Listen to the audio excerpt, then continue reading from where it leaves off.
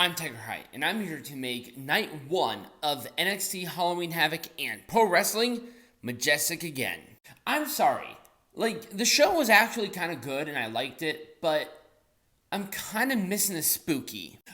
We had some bitches dressed up as Halloween costumes doing some spooky shit, but I want over the top. This is Halloween. Have some dumbasses doing some bobbing in for apples or some sort of nonsense instead of just, oh, here are two random bitches doing absolutely nothing on the main roster doing some spooky shit. Ooh, that's not entertaining. I want campy. I want Halloween costumes. Good lord.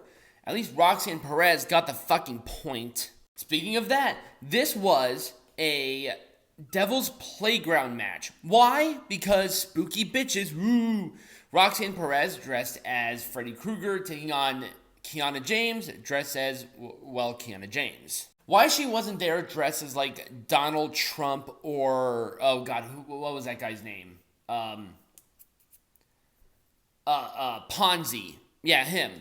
Why didn't do that, I never know. Damn, there were so many opportunities. Have him dress as Pharma Bro. Are you kidding me? That'd be freaking cool. But no, they didn't. They had one bitch dressed as Spooky Ooh, and the other one dressed as herself. And you know what the fun thing is? I like this match. I really liked what they did here.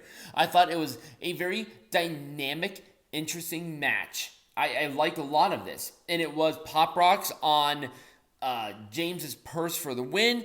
They showed a scattered brick. Kind of wish it was an actual brick, because I think that actually kind of would have added it. And also, have you landed on a brick? I've landed on a pile of them. It sucks and it hurts, but you're in pro wrestling, bitch. Get over it.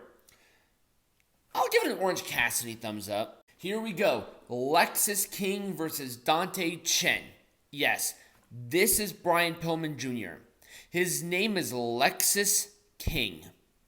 I like the last name, but if they did Lexius King or Alex King, because the homage is to his sister who passed away, Alexis, I don't think Lexius or Alex would have been out of the realm of the tribute. I get it, but at the same time, not the best choice for the front name. It's not entirely masculine. But here's the thing. The entrance, good. The theme song, I like it.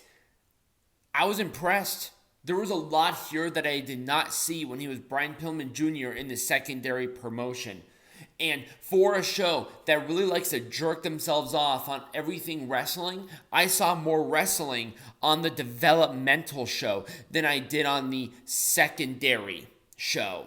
Swinging a reverse neck breaker on the ropes for the win? I kind of wish there was more maybe of an homage to Brian Pillman, maybe a springboard, clothesline or something, but I don't know. That's just me, personally. I liked it. There was a lot of potential. Good kid, good presence. I like what I'm seeing. Kind of that unhinged attitude. I'll give an Orange Cassidy thumbs up. And I'm giving that a lot of leeway because he has a lot to unlearn with the secondary promotion, so there you go. Kelani Jordan taking on Ariana Grace in the NXT Women's Breakout Tournament semifinals match. Rock and a hard place here. I like both of these girls. They're both good. One of them has great in-ring presence with Grace, and the other one has really great athleticism with Jordan. I'm not saying that they're totally at fault for the other ones, but there's a clear definitive. But I like this match. It was a fun match. Split-legged moonsault for Kelani Jordan to win. To be honest with you, and this is personally speaking, I think that was the wrong choice. I think you get a lot more leeway with her. But at the same time, I think she doesn't need as much help within, WWE and NXT as she does. So I understand that. Great potential, a fun little match. I liked it. Thumbs up. What in the hell happened here? The Family defending the NXT Tag Team Champions against Chase U. I 100 expected the family to retain because they had a ton of momentum. But out of nowhere, here is that Babe Ruth shot, no pun intended, for Chase U to win the tag team champions. What? I was like, I had to like do a double take on that. I'm like, wait, Chase U won? It was a fun match, a crazy ending. I love the ending, by the way, with involvement of Thea Hale and JC Jane. I'm super digging it. It was a jackknife roll-up for the win. Nobody looked weak. Nobody looked bad. New champions. I think there's potential here in the future for it.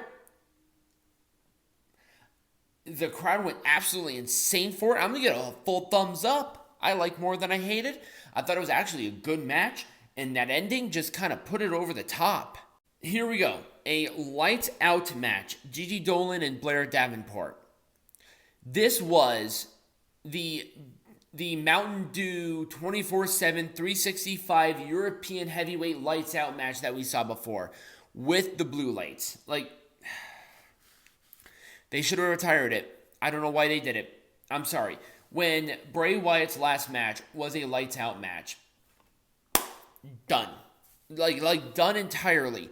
I get, like, visually it might be kind of interesting, but especially given the circumstances, let's give the respect where the respect deserves. But that's just me. That entire match was catered towards Bray. The mask, or the face paint, the masks, all of it, the lore was based on him. That's like WWE doing a Firefly Funhouse match without Bray Wyatt. Doesn't that sound ridiculous? Like Pajami Prison without the Great Khali, or a coffin or casket match without Kane or The Undertaker or Abyss, given the circumstances. Doesn't that sound weird? Doesn't that sound unusual to you? Anyway, despite the weird stipulation in this, I actually did like this match. These two had some interesting chemistry. It was a knee to the face after some actually really good hardcore stuff. Orange Cassidy thumbs up overall. I can't hate it. 100% the wrong person won here. Carmen Petrovic, I butchered that immensely, versus Lola Vice. I like Lola. Trust me, I do. She has potential. She is obviously incredibly attractive, and she has a decent moveset. But Carmen had a lot more of an uphill climb. And this was the 100% opportunity to promote that. Now, I'm going to assume that Kelani Jordan is going to win the Breakout tournament because obviously Carmen did not win this. But this is kind of where it was.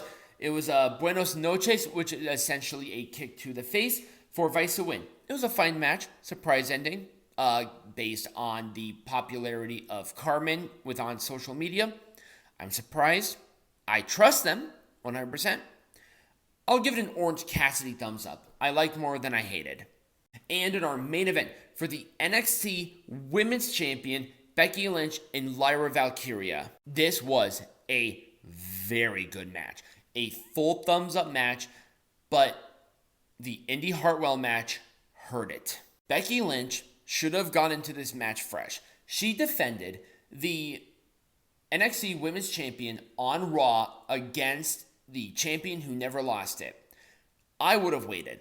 I would have waited until Becky Lynch finished off the stuff here with NXT and then defended it. Or if you wanted to do Lyra Valkyria, have her go up there. Isn't Indy Hartwell a member of that roster? Shouldn't she be able to just say, I never lost this title, come up here and challenge me for it, and it would have worked. Oh my God.